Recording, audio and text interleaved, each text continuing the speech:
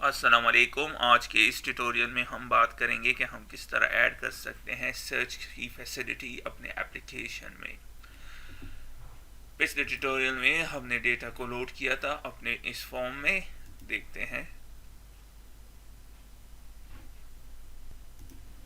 जैसे कि आप देख रहे हैं यहाँ पे डेटा लोड है। करंटली सिर्फ 30 प्लस रिकॉर्ड्स हैं, लेकिन लेटर ऑन ये ज़्यादा भी हो सकते हैं। तो हमें अपने यूज़र को सर्च की फैसिलिटी भी देनी है, स्पेशली कि वो सर्च कर सके नेम पे, ईमेल या एड्रेस पे। तो ये फंक्शनैलिटी हम इस ट्यूटोरियल में अप्लाई बनाएंगे और डेवलप करेंगे। तो आइए चलते हैं। सबसे पहले मैं ऐड करता हूँ एक मेन्यू। यहाँ पे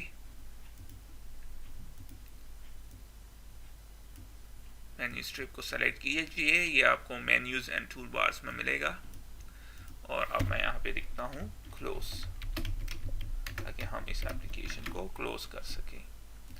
इसके अलावा एक सेपरेटर, और इसके बाद करंटली आप देख रहे हैं ये बटन इधर है, मैं इसको यहाँ पे मूव कर देता हूँ, ऐड न्यू स्टूडेंट, जिसके आप देख रहे हैं। अब मैं इसको जनरेट कर देता हूँ, इसकी क्लिक इवेंट को, और आप देख रहे हैं क्लिक इवेंट जनरेट हो गया। अब नेक्स्ट चीज़ मैंने क्या करना है, इसका कोड इसको कट कर देना है और ऐड कर देते हैं इसमें। अब हमें इस बटन की कोई ज़रूरत नहीं, पहले इसके अंदर चलते हैं। इस इवेंट को रिमूव कर देते हैं। अब आपको ये नज़र आएगा, रिबिल्ड कर दे सोल्यूशन को, क्लिक कर दें, और ये है मसला, इसको यहाँ से रिमूव कर दें। रिमूव हो गया। अब वापस चलते हैं अपने डिज़ाइन में और इसको भी रिमूव कर दें। अब हमें इसकी ज़रूरत नहीं, और इस तरह इस कोड को भी ऐड कर देते हैं। बहुत आसान, फॉर्म को क्लोज कर दो, this dot close, simple as that. Next चीज़, अब मैं यहाँ पे एक लेबल कंट्रोल को ऐड करता हूँ, और इसके बाद एक टेक्स्ट बॉक्स को।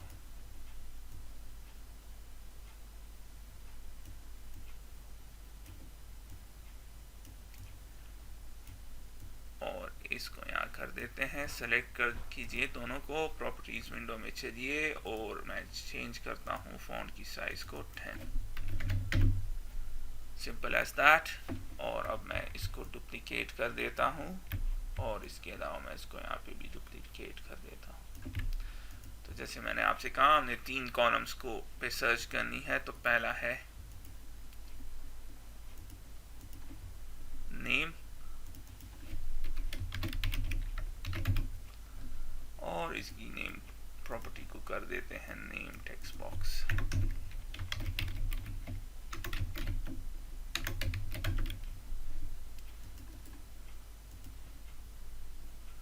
इसको कर देते हैं ईमेल,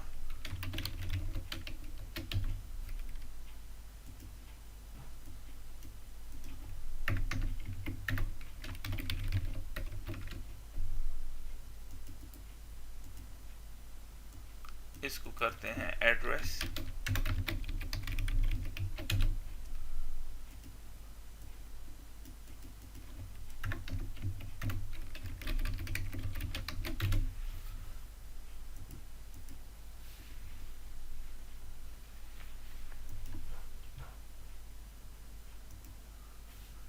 दैट्स अबाउट इट। अब हम क्या करेंगे, सबसे पहले मैं कोड करता हूँ इस बटन का, इस टेक्स्ट बॉक्स के लिए डबल क्लिक कीजिए और टेक्स्ट चेंज इवेंट जनरेट हो जाएगा, जो कि डिफ़ॉल्ट इवेंट है। तो क्या होगा, जब हम इसमें कुछ डेटा एंटर करेंगे तो हमारे लिए ऑटोमेटिकली सर्च करेगा। तो करते हैं स्टार्ट, और मैं यूज़ करता हूँ डेटा व्यू क्लास को, और डीवी स्टूडेंट्स, और हमें क्या चाहिए, ये डेटा टेबल। तो मैं इसको यहाँ पे लिखने की कोशिश करता हूँ और नहीं हो रहा, क्यों, इसकी वजह है ये डिफाइन है यहाँ पे इनसाइड इस ब्लॉक में, इस कोड ब्लॉक में, और हम इसको एक्सेस नहीं कर सकते। तो एक और तरीका इसके साथ करते हैं, मैं एक class level data table object को क्रिएट करता हूँ।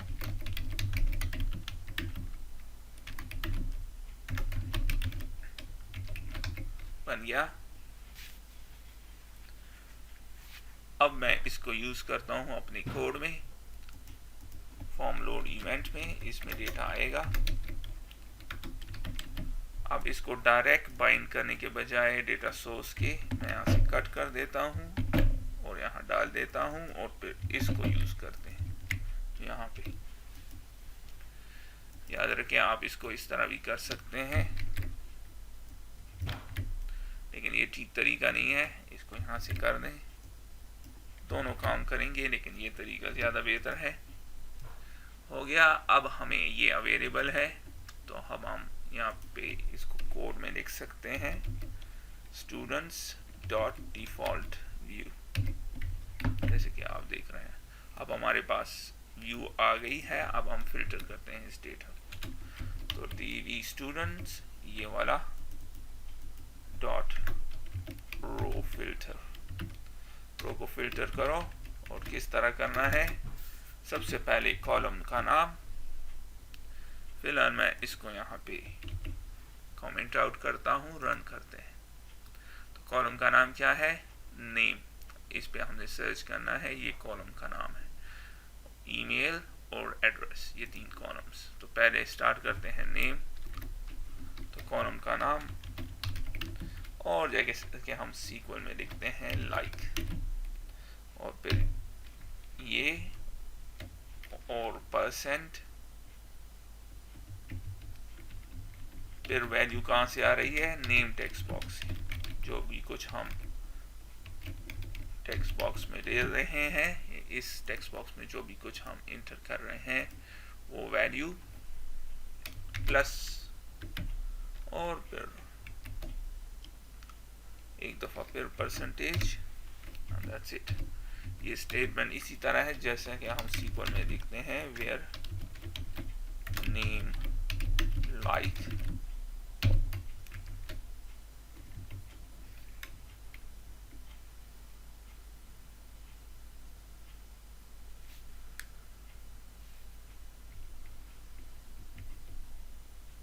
और जो भी वैल्यू हम इसमें यहाँ पे देंगे वैल्यू, तो एग्जैक्टली सेम है परसेंट, क्योंकि उससे पहले भी हम परसेंट लिखते हैं और वैल्यू के बाद भी हम परसेंट लिखते हैं सीक्वल में, अगर आपको सीक्वल का पता हो।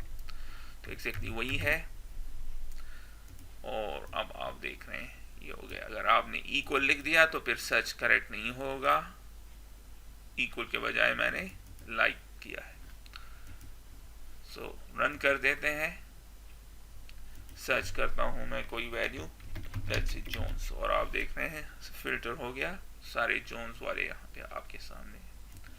अब मैं सर्च करता हूँ एडम, और आप देख रहे हैं एडम्स के सारे यहाँ पे आपके सामने।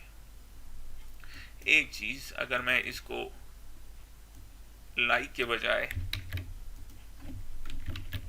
इक्वल कर दूं तो फिर क्या होगा, इक्वल में फिर आपको परसेंट की जरूरत नहीं है और इसकी भी जरूरत नहीं है। अब रन करते हैं, और अब मैं सर्च करता हूँ जोन्स, और आप देख रहे हैं एरर आ रहा है, क्योंकि एक वैल्यू पहला, क्योंकि ये सर्च ऑटोमेटिकली स्टार्ट कर लेता है जब आप पहला अल्फाबेट डाल देते हैं। तो बेस्ट ऑप्शन आपके पास है लाइक और फिर percent,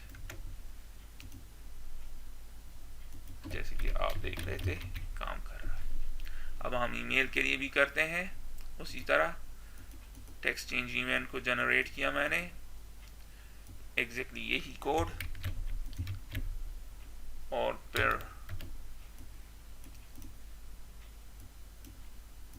dv students dot row filter, और अब की बार कॉलम है ईमेल, और फिर लाइक,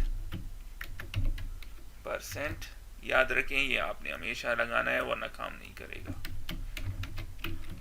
सिंगल कोट आपने हर हाल में लगाना है। और वैल्यू कहाँ से आ रही है, email text box dot text, और फिर परसेंट और सिंगल कोट। याद रखें सिंगल कोट बहुत इंपॉर्टेंट है वरना काम नहीं करेगा। अब रन करते हैं और अब मैं ईमेल के थ्रू सर्च करता हूँ और आप देख रहे हैं जॉन मैंने लिख दिया तो इसने मुझे सर्च करके दे दिया।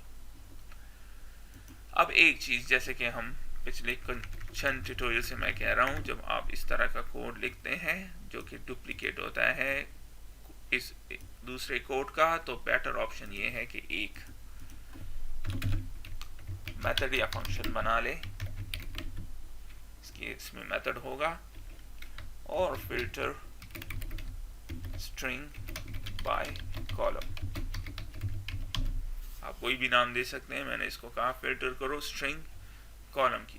तो एक कॉलम है और स्ट्रिंग क्या है, स्ट्रिंग हम सप्लाई कर रहे हैं। अब इसके दो पैरामीटर हैं, हमने इसको कॉलम सप्लाई करना है तो वो स्ट्रिंग है कॉलम नेम। ये जो है ईमेल या नेम, ये क्या है, स्ट्रिंग। तो मैंने स्ट्रिंग का एक पैरामीटर बना लिया और दूसरा हमने कंट्रोल सेलेक्ट करना है कि वैल्यू किस कंट्रोल से आ रही है। नेम से आ रही है, नेम टेक्स्ट बॉक्स, ईमेल से आ रही है। चूँकि हम सिर्फ टेक्स्ट बॉक्स यूज़ कर रहे हैं तो मैं यहाँ पे लिख दूँगा टेक्स्ट बॉक्स और टेक्स्ट, दो कॉलम।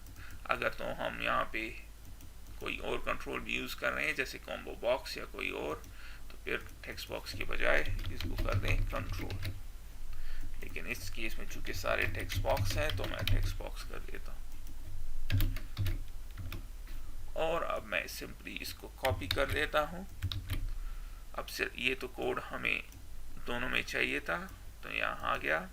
अब इसको मैं यहाँ से निकाल देता हूँ और मैं इसको कॉलम दे देता हूँ, कॉलम नेम प्लस। अब हम सप्लाई करेंगे ईमेल तो वही एग्जैक्टली उसी तरह होगा, और प्लस डायरेक्टली ईमेल के बजाय मैं इस टेक्स्ट बॉक्स को यूज़ करता हूँ। तो फिर जो टेक्स्ट बॉक्स हम सप्लाई करेंगे ये ऑटोमेटिकली उसी की वैल्यू को यहाँ पे मैप कर देगा।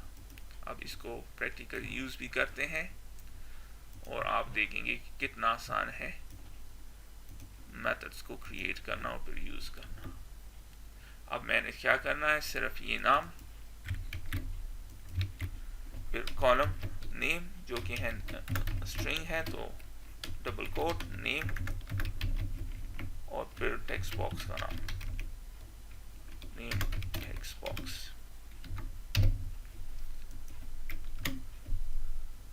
Simple as that. So name column तो एग्जैक्टली उसी तरह हो गया, नेम लाइक, और फिर टेक्स्ट बॉक्स का नाम तो यहाँ पे नेम टेक्स्ट बॉक्स हो जाएगा ऑटोमेटिकली। और अब ये उसी तरह काम करेगा जैसे कि पहले कर रहा था। आप दे एडम या जोन्स ऑटोमेटिकली। इसी तरह ईमेल के लिए भी कर लेते हैं। मेथड का नाम ईमेल और फिर ईमेल टेक्स्ट बॉक्स, जो भी टेक्स्ट बॉक्स से वैल्यू आ रही है उसका नाम। अब यहाँ भी कर देते हैं जोन। आप देख रहे हैं ऑटोमेटिकली फिल्टर होना शुरू हो गया। अब हम एड्रेस के लिए भी करेंगे तो बहुत आसान। जनरेट करें टेक्स्ट चेंज इवेंट, और अब हमने क्या करना है, filter by string by column.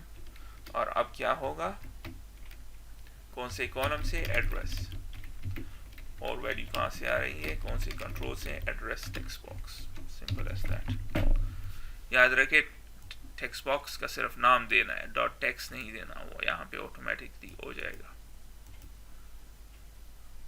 और अब मैं सर्च करता हूँ औरंगी, और आप देख रहे हैं डेटा सर्च होने लग गया, औरंगी या कराची।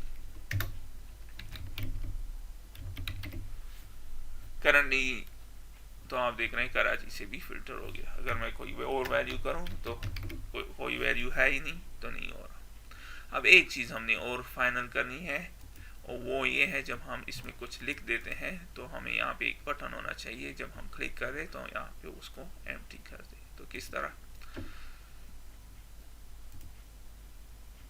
यहाँ पे आए सेपरेटर और क्लियर, रीसेट फॉर्म को रीसेट कर दो।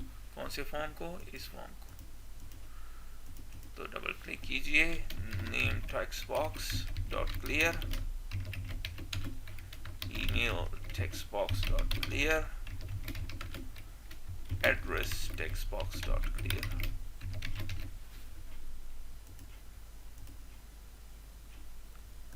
मैं इसमें कर देता हूँ जॉन, रीसेट हो गया, टोनी रीसेट, या कराची और रीसेट। तो आप देख रहे हैं अब हमारा ये फॉर्म बहुत प्रोफेशनल हो गया है। हमने यहाँ पे इसको ये सर्च फिल्टर्स भी इसमें लगा दिए हैं और हमारे पास अब डेटा भी मौजूद है, और मैं बड़ी आसानी के साथ इस फॉर्म को क्लोज भी कर सकता हूँ। इसके अलावा मैं एक नया स्टूडेंट रिकॉर्ड भी ऐड कर सकता हूँ, जैसे आप देख रहे हैं। तो अब हमारा एप्लीकेशन आप देख रहे हैं बहुत हद तक प्रोफेशनल हो गया है। इसके साथ ही मैं इस वीडियो को फिनिश करता हूँ, फिर मिलते हैं किसी और ट्यूटोरियल में। तब तक के लिए खुदा।